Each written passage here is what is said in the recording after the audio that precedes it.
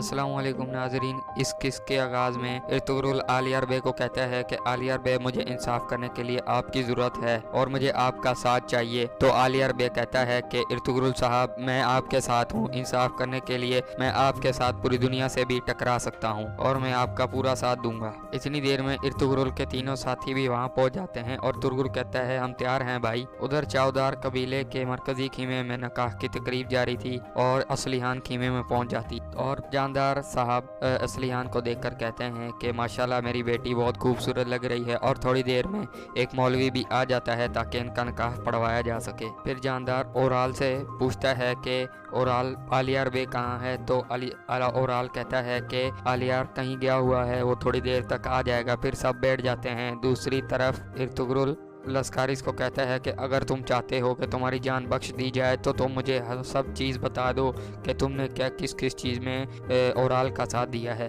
लस्कारिस बताता है कि ये सब ओराल की ख्वाहिशात का नतीजा है। वो आप चौदार कबीले के साथ शराकितार बन गए तो उसे ये किसी भी तौर पर काबिल कबूल नहीं था, जिस वजह से उसने फ्रांसिस्को डाकू के साथ मिलकर असलिहान और हलीमा खातून को अगवा करवाया और आपके खिलाफ एक चाल चली। वो आपको मारने वाला था। फिर आलियार बे लस्कारिस से पूछते हैं कि ओराल ने फ्रांसिस्को को क्यों मरवा दिया। तो आलियार बे को लस्कारिस बताता है कि फ्रांसिस्को ओराल से और ज्यादा सोने के सिक्के मांग रहा था, जिस वजह से ओराल ने अमांदा के जरिए आपको फ्रांसिस्को के अड्डे के बारे में बताया।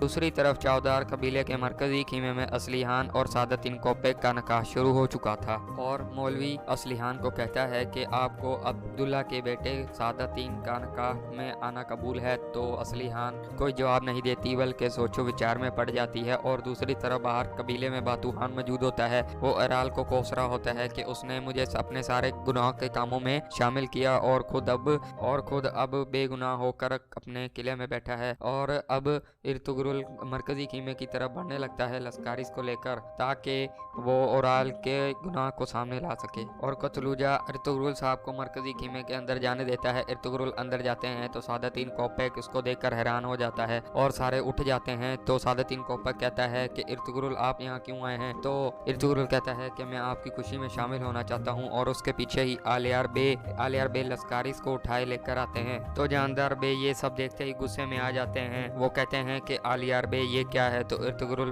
बे बोल पड़ते हैं कि ये सादतिन कोपेक की शादी का तोहफा है। तो आलियार बे कहते हैं कि बाबा हजूर आप इर्तुगरुल साहब की बात सुन लीजिए। तो इर्तुगरुल कहते हैं कि मैं ये आदमी आपके सामने पेश कर रहा हूँ, आप इसकी बात सुने। तो सादतिन कोपेक उस ताजिर लस्कारिस को देखकर कहते हैं कि ओराल ये तो ताजिर लस्कारिस है ना।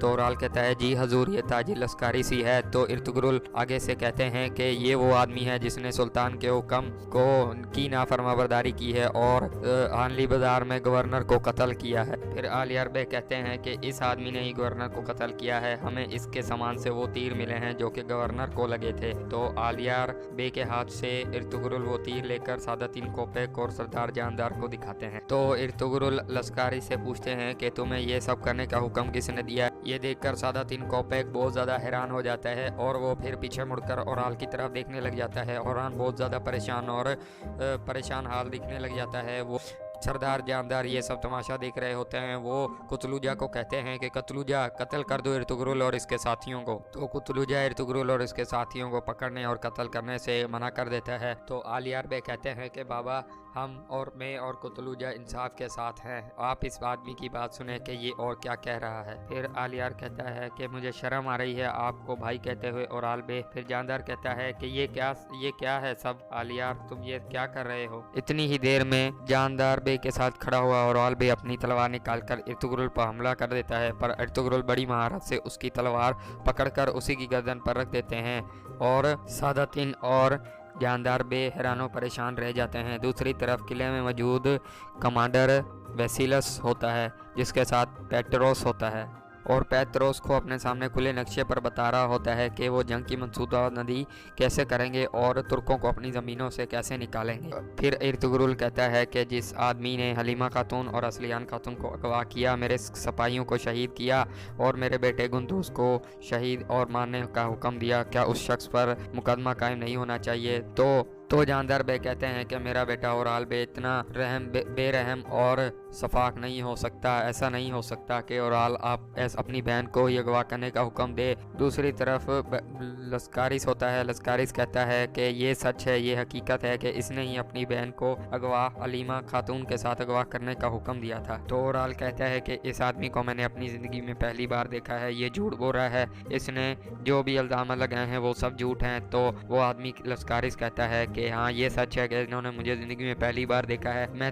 मैं समून के साथ और पेत्रोस के साथ उनके ही तय खाने में रहता था और इनके सारे गुनाह वाले काम मैंने ही अंजाम दिए हैं। और जब इर्तुगरुल ने हालनी बाजार को कब्जे में कर लिया तो मैं इनके पास पनाह लेने आया और इन्होंने मुझे ज़्यादा सोना देने के बाद कहा कि मैं हालनी बाजार में मौजूद गवर्नर को मार दूं। फिर इर्तुगरुल सादतिन कोपक को कहता है कि मैंने खत लिखकर सुल्तान को इन तमाम मामलात के बारे में आगाह कर दिया है और मैं कल इस ओराल के ऊपर मुकदमा चलाना चाहता हूं। तो आलियार बे कहता है कि आपके सिपाहियों पर हमला करने और फ्रांसिस्को के साथ मिलकर हलीमा खातून और असलियान खातून को अगवा करने का मैं, मेरे बाबा और कुतलुजा इस बात के गवाह हैं। फिर इर्तुगरुल सादतिन कोपे को कहता है कि हजूर जो भी ज़रूरी होगा वो आपको करना होगा, नहीं तो मैं सुल्तान के हवाले ये सारा मामला कर दूंगा ताकि हमारे यहाँ का अमनो अमान कायम रह सके। तो सादतिन कोपे को हुक्म देते हैं आलियार बे को कि आलियार बे ओराल को कैद खाने में ले जाकर बंद कर दिया जाए। तो जब सादतिन कोपे ये कहकर जाने लगता है तो जानदार बे उनको कहते हैं कि ये नहीं हो सकता सादतिन कोपे,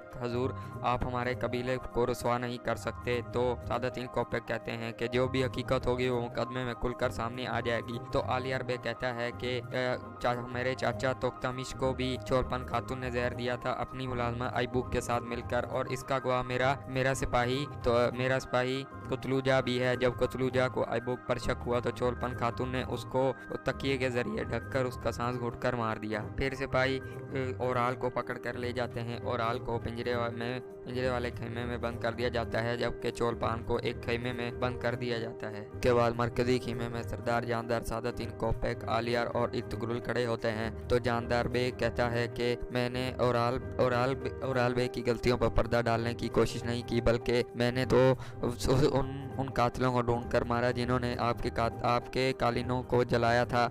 इसी दौरान कुतलुजा जाता है और कहता है कि आलियार बे वातुहान भाग चुका है। तो आलियार बे कहता है कि उसको किसी भी सूरत हाल में पकड़ कर लाया जाए। फिर जानदार बे कहते हैं कि मेरा बेटा ओराल बेगुनाह है, जबकि मैंने उसके गुनाहगारों को सज़ा दे दी है, तो मेरे बेटे ओराल को छोड़ दिया जाए। तो इर्तुगरुल कहते हैं कि आपके बेटे का ये गुनाह है जिसकी वजह से ही उसे सज़ा मिल सकती है, जबकि उसने और भी कई गुनाह किए हैं जिसकी उसे लाजमत सज़ा मिलनी चाहिए।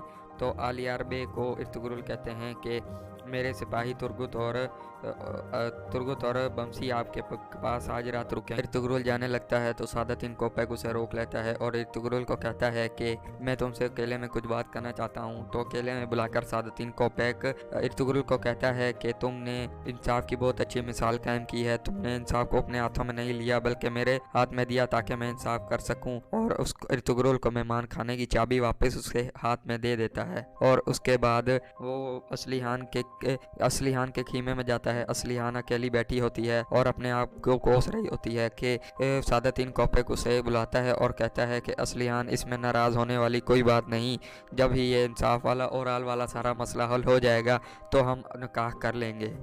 दूसरी तरफ बमसी दोबारा हेलेना के पास जाने के लिए तैयारी करने लगता है और वो हेलेना के पास जाकर उसे बताने चाहता है कि उसके बाबा को मारने वाले कातिलों को पकड़ लिया गया है और कल उनका फैसला होगा, इसलिए वो उसे हानली बाजार आने की दावत देना चाहता था। यहाँ इस किस का इख्तिताम हो जाता है।